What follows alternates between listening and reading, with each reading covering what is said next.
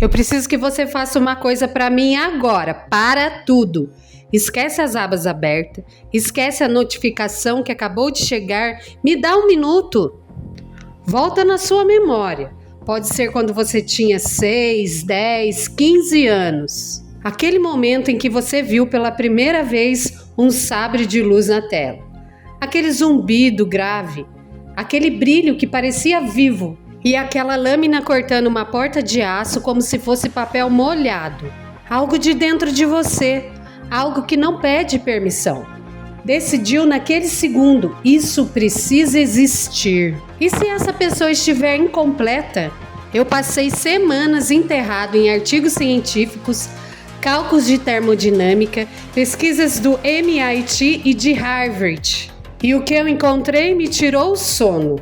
Hoje eu vou te contar tudo. Fala, Geek! Aqui a gente joga ficção no laboratório. Já deixa o like e se inscreve porque hoje a missão é impossível.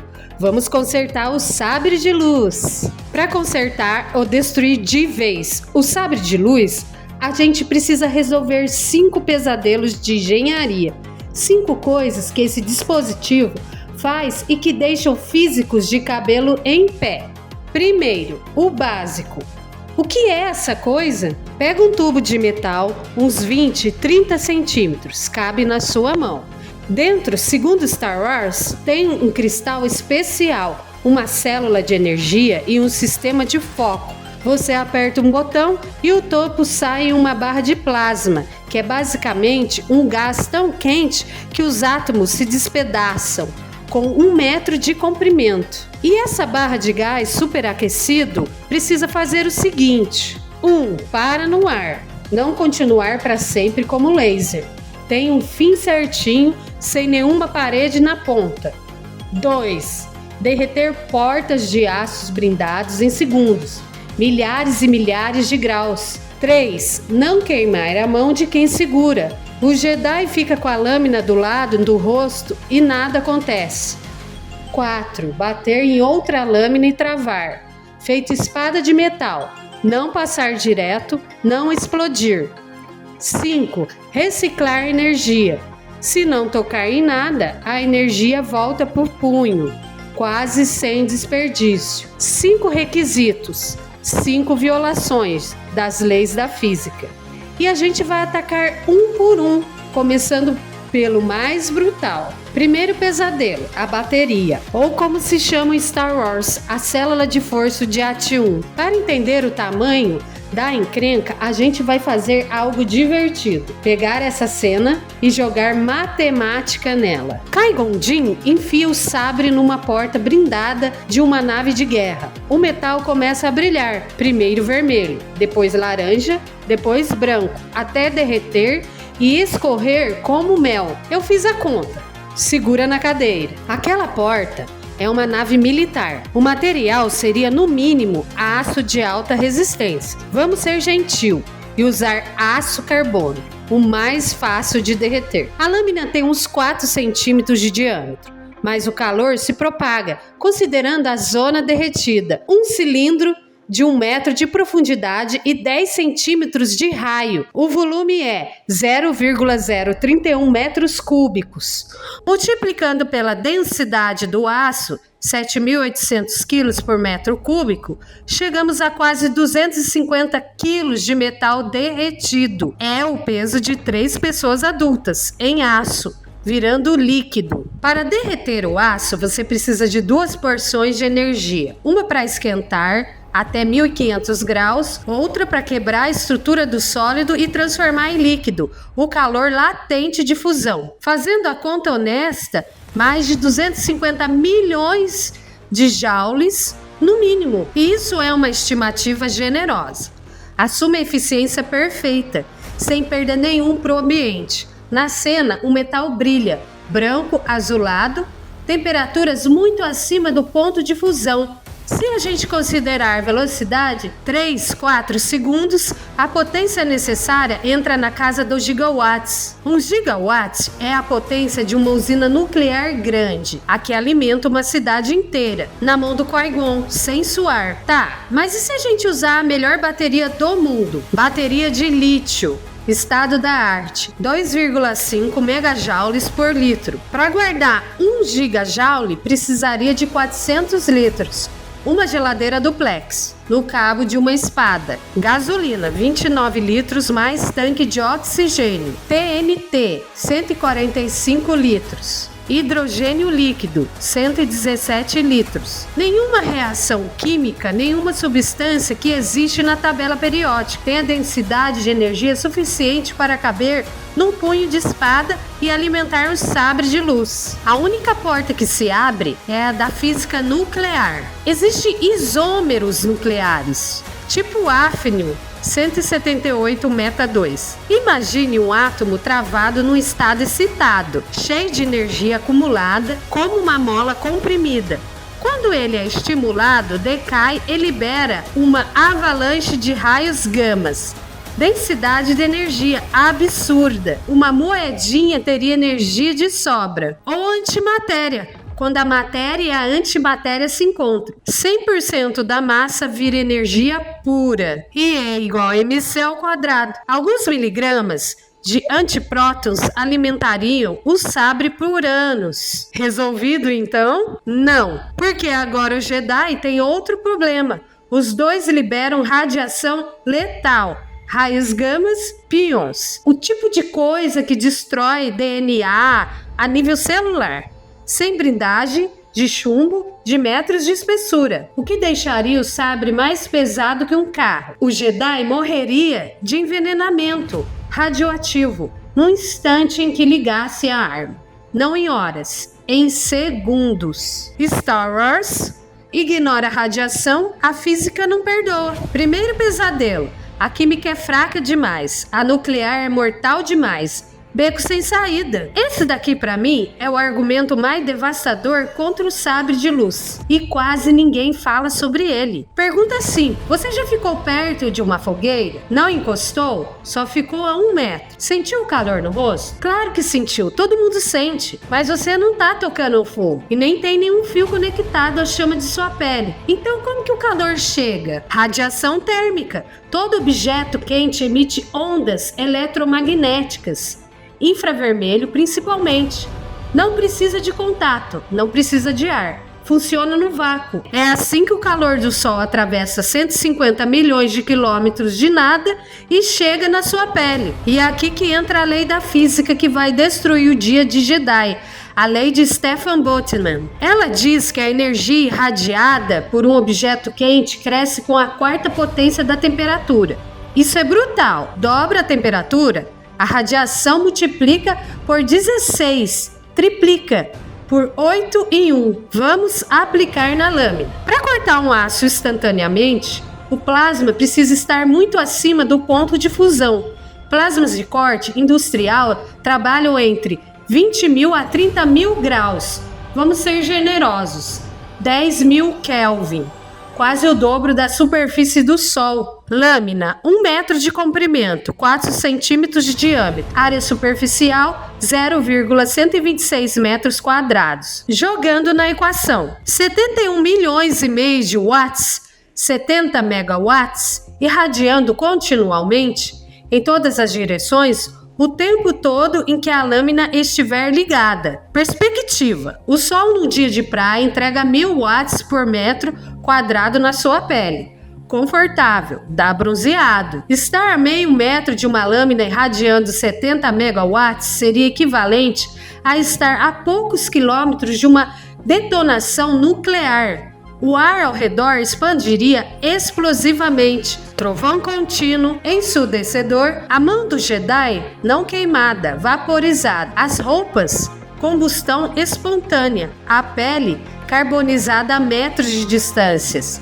Em milissegundos, sem encostar. Luke, nessa cena bonita, morto antes de terminar a frase. Mas o campo magnético não segura o calor? Essa é a defesa mais comum, e eu entendo a lógica. mas ela não funciona. Campo magnético segura partículas carregadas, íons elétrons, e a força de Lorentz resolve condução e convecção. O plasma não toca sua mão, mas radiação térmica é feita de fótons. Fótons não têm carga. O campo magnético é 100% completamente, absolutamente transparente para fótons. Eles passam direto, como se o campo não existisse. E aqui vem a contradição mais bonita de todo esse debate. Se o campo bloqueasse fótons infravermelhos, o calor ele bloquearia fótons de luz visíveis também.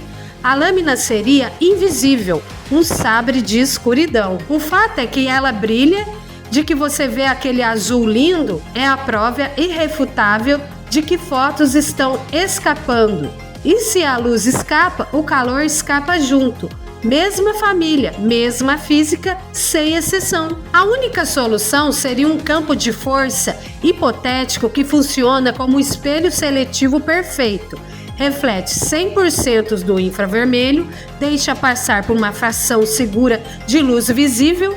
Bonito de imaginar.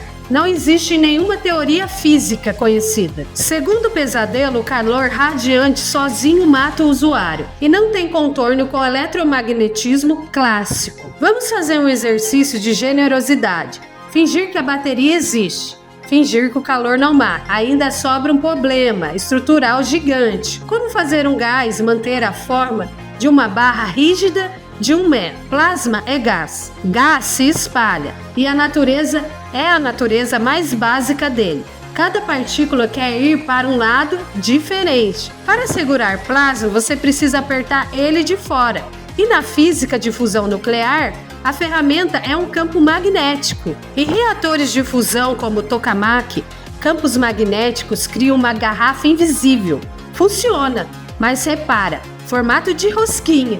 Sem começo, sem fim. Tem uma razão matemática profunda. Existe um teorema com o nome mais inesperado da ciência, o Teorema da Bola Cabeluda. Nome real, Hairy-Ball Theorem. Diz o seguinte: se você cobrir uma bola com vetores tangentes, como cabelinhos colados, é matematicamente impossível pentear todos de forma lisa.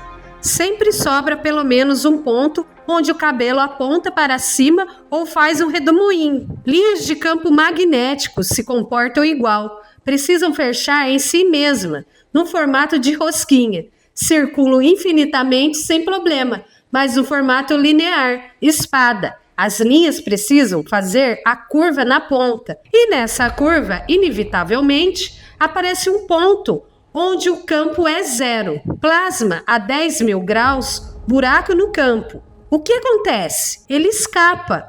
Um jato superaquecido vazando pela ponte. O sabre vira um propulsor de foguete ou um lança-chamas descontrolado. E mesmo longe da ponta, o plasma confinado não fica quieto. Gera seus próprios campos, que bagunça o campo de contenção. A instabilidade salsicha, o plasma se aperta em pontos e incha em outros, como um tubo de pasta de dente espremido em vários lugares. Os apertos estrangulam o fluxo até romper. A instabilidade kink. A coluna inteira se contorce como cobra. Toca as paredes do confinamento. Dissipa tudo. Nos anos 50, cientistas tentaram confinamento linear com entusiasmo enorme. Resultado?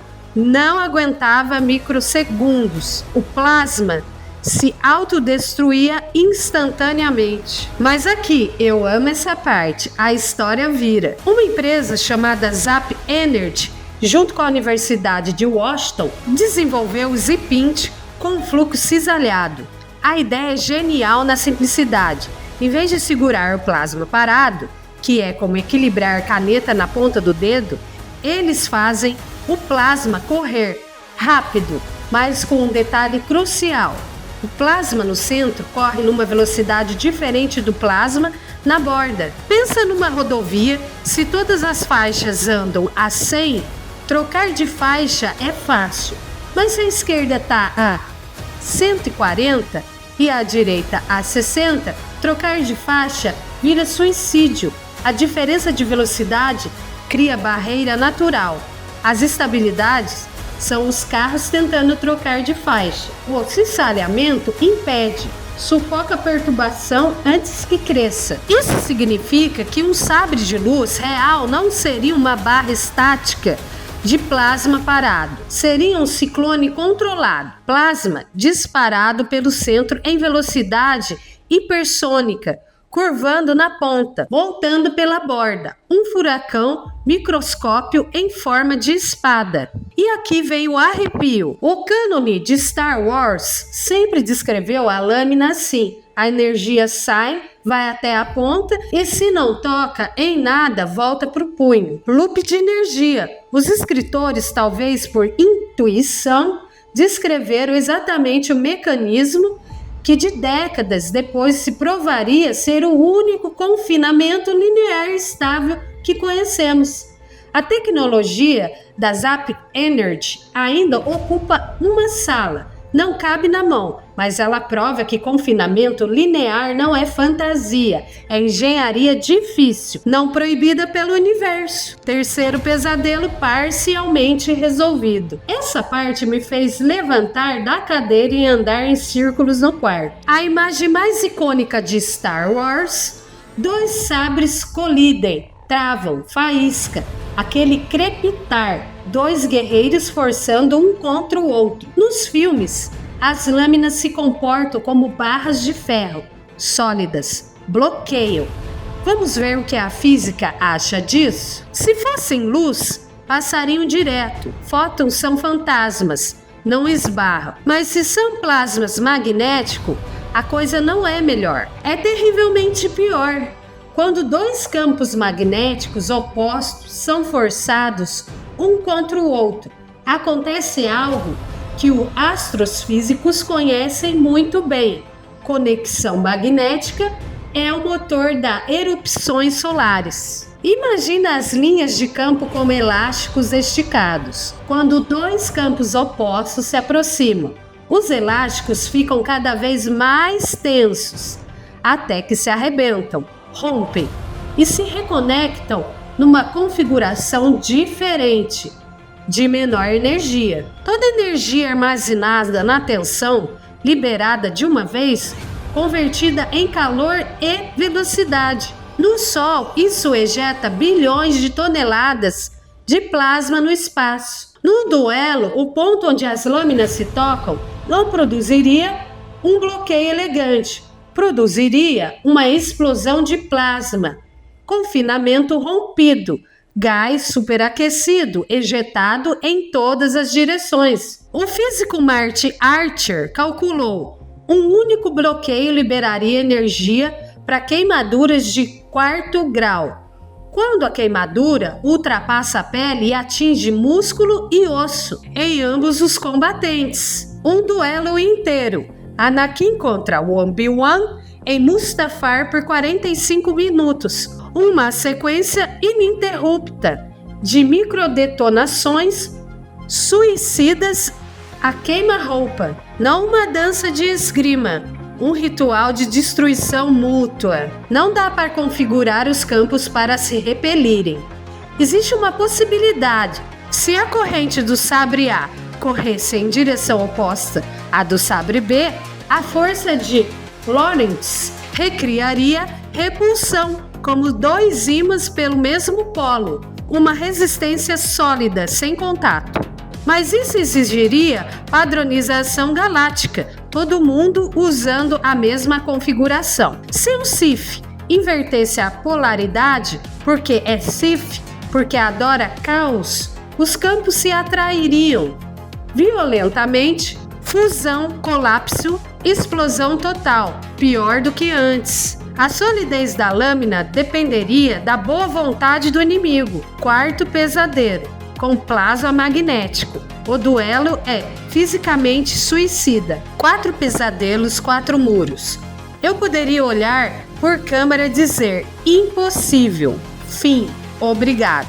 Mas eu não vou, porque quando eu achei que a história tinha acabado, eu tropecei numa pesquisa que virou meu cérebro do avesso. Em 2013, cientistas de Harvard e do MIT, Mikhail Lukin, e Vladimir fizeram algo que a comunidade científica considerava impossível. Eles fizeram luz interagir com luz. Normalmente, fótons são fantasma.